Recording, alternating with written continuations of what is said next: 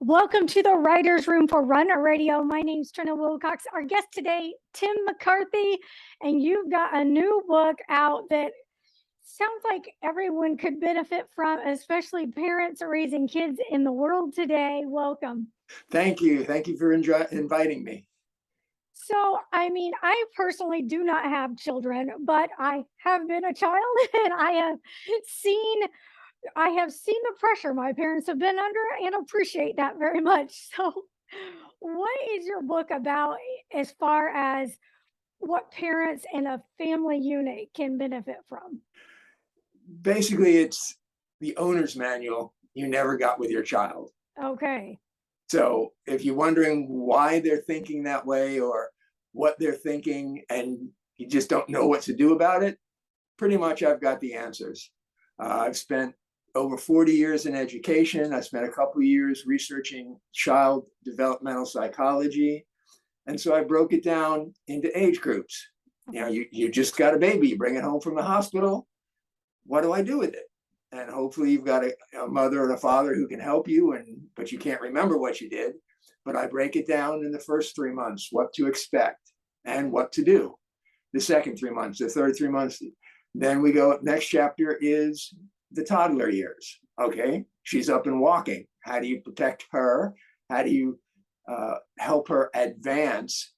And so I've broken it down by age group all the way through the crazy adolescent years. If you don't know what your adolescent is thinking and why, this gives you an insight into the brain. And I've got over 400 activities that you can use to help move the child ahead to the direction hopefully you want to as a balanced adult along the way.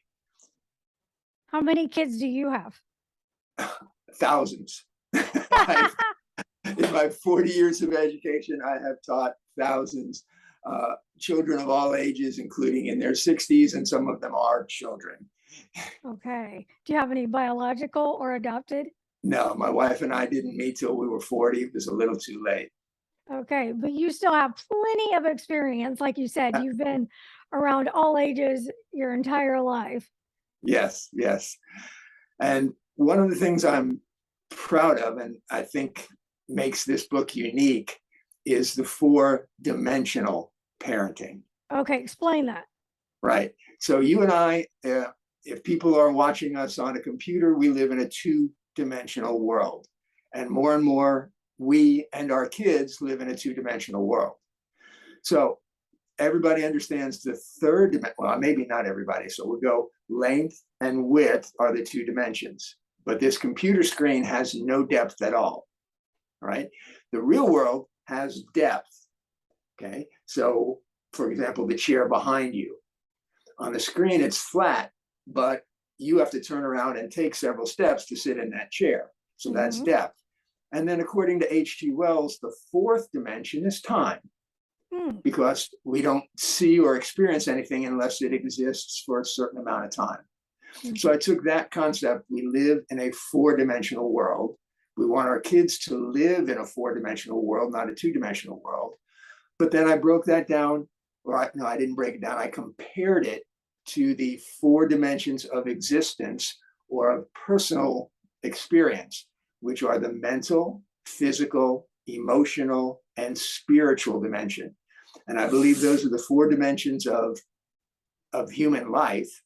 And a lot of problems come when we don't understand the dimensions, or we confuse them and we try to put one dimension on top of the other and try to make it fit. What are some of the biggest challenges parents and kids, families are facing right now? Well, especially with kids, people tend to think they're just tiny adults and they think the same way and they feel the same way. And they don't. Okay. Their brains haven't developed yet. And so when a toddler starts talking and you try to reason with her, she doesn't get it. Okay, she just doesn't understand that yet. So you have to understand their mental capabilities, what the brain is capable of based on normal development and experience. Why do the kids have terrible twos? because all of a sudden they've got this flood of new emotions. They didn't really have these emotions as an infant. There's a flood of new emotions, and they don't know how to deal with it. Right. And so if you have some tools and some understanding, you can help them navigate and learn how to deal with the emotion. Simple things like saying, that makes you angry. And the kid kind of goes, oh, anger. That's what that feeling is. That makes you happy. Oh, that's what that feeling. Once you name it, you start to tame it. And so it gives the kids some tools to understand. And then it gives the parents some tools to say, okay, now that we know what anger is, this is how to deal with anger. You don't break things when you're angry. You talk about them when you're angry. I feel like that's something many of us as adults are just learning how to recognize an emotion and name it and not necessarily tumble down the rabbit hole into that emotion. So if you can get that learned early, you can set yourself up a lot better, save yourself a lot of heartache moving forward. Well, and part of the problem is that parents didn't have these tools. I had Right, great parents. I loved them. They raised me well. They treated me well, but they didn't know all that much about emotional education. right. And back in my day, the man was the strong silent type. You don't cry, you don't show emotion. And so it's kind of hard to tell my wife I love her because of that upbringing. Right. And so, like you said, if we can start earlier, the parents have the tools to teach emotional education as a toddler and have it work all the way through the adolescent years. Hopefully, by the time they're adults, they'll have the tools, they'll have the knowledge, and they'll be more well balanced adults. What are some other things that we could start early that we didn't do before that we should now? One of the things that I guess sets my book apart is the spiritual dimension. Okay. And okay, if you're not religious, say you're an atheist, you don't even believe in God, you still believe in right and wrong. Hmm. So, morality. So, again, if you're religious, if you believe in the spirit, there's a spiritual dimension. If not, at least you understand ethics and morality. And again, the child doesn't start off at 2 years old understanding that. Okay. And so there are stages of moral development, and your discipline depends on the child's moral understanding. So, for example, if you spank a 3-month-old, she doesn't know why. She can't connect cause and effect. So she's not going to say, I got spanked because I touched the hot stove. Right. She's just going to say, I got spanked. Mommy doesn't love me. Oh, And so that takes a certain age. I think it's around 3 where they start to understand cause and effect. And then you can start connecting. Okay, if you choose to spank, that's fine. If not, if you choose timeout or just withholding attention, children love attention more than anything else. And so if you give them attention when they're bad, they're going to continue to be bad because that's what they want, your attention. So put them in a timeout. If that works, 30 seconds worth, and that seems like 30 minutes to a child. And then you take them out of the timeout. I still love you, but this is how I want you to behave. And then you practice the good behavior and give attention for that. Okay, so it's not just spank them and let them go, but follow up, help them understand what the good behavior is and reward that. I'd like to talk a little bit about your writing style. Since it's a writer's room, a lot of folks who are on their writing journey, they're beginning, becoming an author, or maybe they're well into it. What is a little bit of your process? It seems like it will be a little bit different than the fiction writer because you're doing homework, you're doing studies. What's it like for you and how you gather and then sit down and produce a chapter? All right. So, yeah, this is a nonfiction book. So it's research based. And so I go through and I pick an age group and I read all I can and I take notes and I copy, paste, and hang on to it. Then I start writing it. And then, of course, it's too much. and that's kind of a good thing. I It's think a it was good problem to Hemingway have. that said, I don't have time to write a Yes. short letter, so I'm going to have to write a long letter. So yeah, you put it all down, and then you start saying, okay, well, this is not necessary. Okay, how can I say this better? And you go over the chapter until it's how you like it. And then in this case, I move on to the next chapter in the next age group. And then, of course, an organizing principle. I'm not a pantser. I don't just go by the seat of my pants and write, because it's not a story that takes me somewhere. Okay. So I have to say, okay, I want to talk about 4 dimensions. So how do I do that? Well, I divide each chapter into the 4 dimensions. Let's talk about the infant physical, the infant mental, the infant emotional, the infant spiritual. Now we move on to the toddler. And so it was very organized. And I guess I learned that over time. I've been a writer for 30 years Oh, as a wow. professional. Yeah, and I always had deadlines. So writer's block was not an option. Oh, okay. You Okay. just, I needed to turn out newsletters, magazines, stuff every Okay. day. And fortunately, I have a lot of opinions. So it wasn't that hard to come up with. Man, it's all easy for you. You've got plenty to say and tons of opinions. Man. Well, that's part of being old. Yeah. Oh. Well, in your experience, what's the publishing process been like for you? Has it been independent, hybrid, traditional, or all of the above? I'm pretty sure I made a mistake, and that was to be staunchly independent. Okay. I don't like the stranglehold that Amazon has on everything. Okay. So I did not go with the what do they call the Amazon KDP, direct? direct publishing, Yeah, Kindle Direct. direct, where I give them.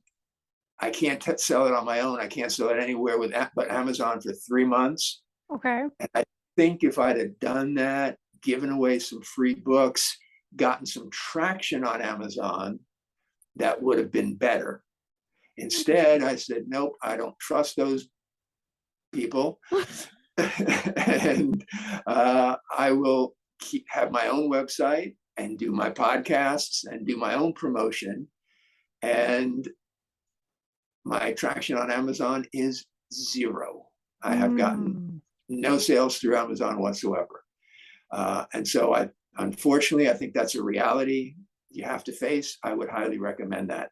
I have not tried to get traditionally published.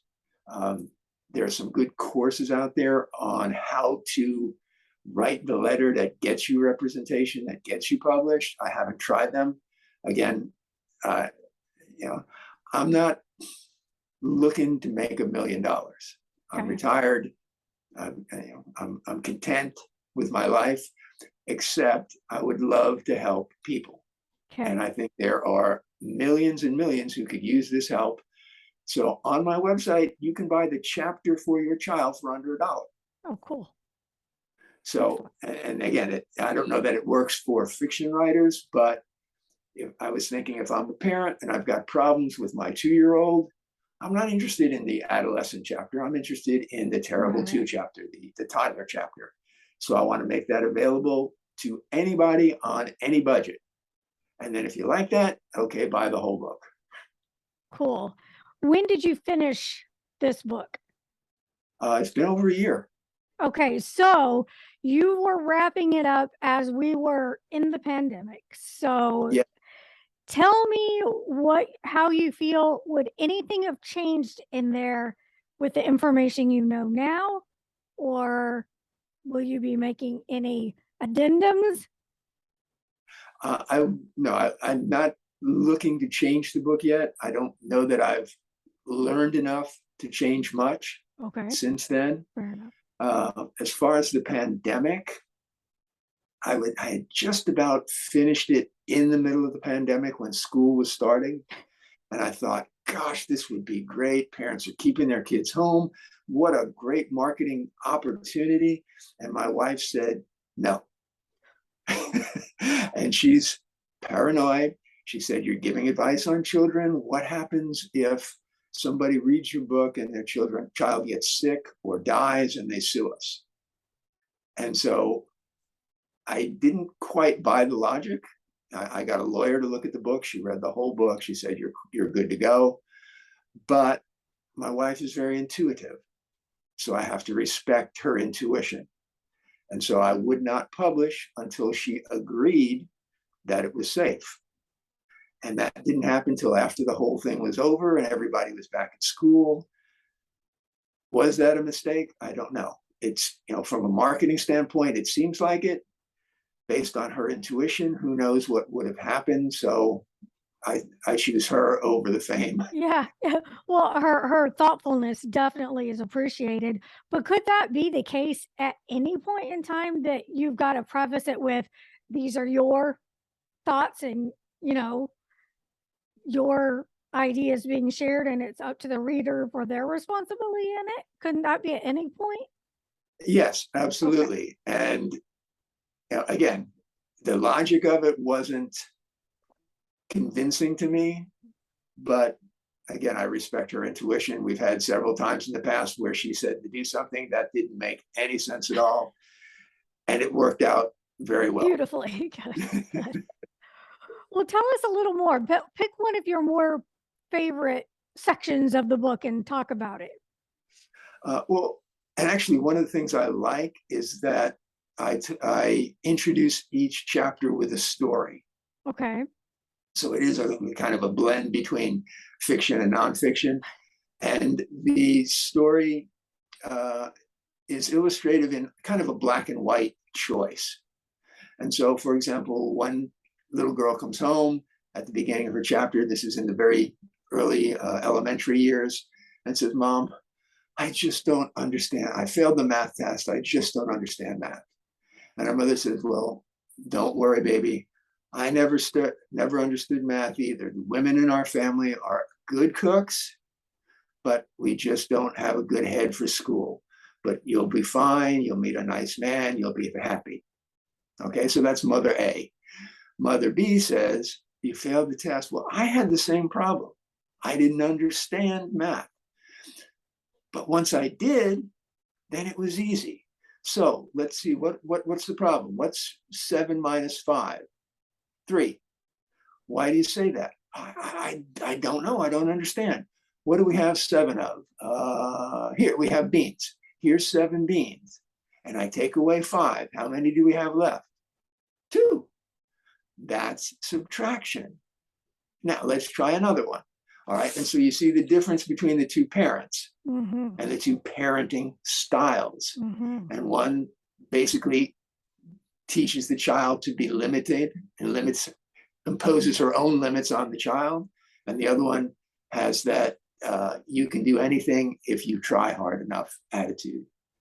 And so again, each chapter has an illustrative story like that of a common mistakes parents make and a common, a better way of doing it, kind of the black and white choice or the night and day choice. Good. What are you working on right now? Do you have another book or project in the works? No, no, No, I'm it's all focusing about on this that right now. and the promotion. When we get off today, I've got about 50 parenting groups on Facebook, Oh, and I okay. post. I can't post all 50 of them in one day. Facebook shuts me down, but I send out a post to about half of them one day a week, and about half on the other day of the week. Just casting the line in the water. When I was young, I was a fisherman, and I loved fishing because you cast your line out and you never know what you're going to get. Yeah. And so I speak with you. I do the social media as best I can, and waiting for, I guess, the big fish, somebody who's got an audience who's going to say, "Wow, this is good stuff. You should try it." Well, we're going to do our best to share it. Do you have any sections on, kids that have physical limitations or mental limitations that you speak to? Uh, Briefly cover it.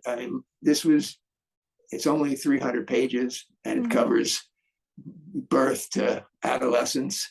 So I had to choose what not to put in. I mentioned ADHD Hmm. and how many people consider that a limitation when actually other people consider it a superpower. Yeah. You got to learn how to work with those superpower. I agree, definitely. So I'm glad you're saying that and giving the tools the best you can to help. Yes, yeah, I reference other places to do that, and just things like having the sex talk. Yeah.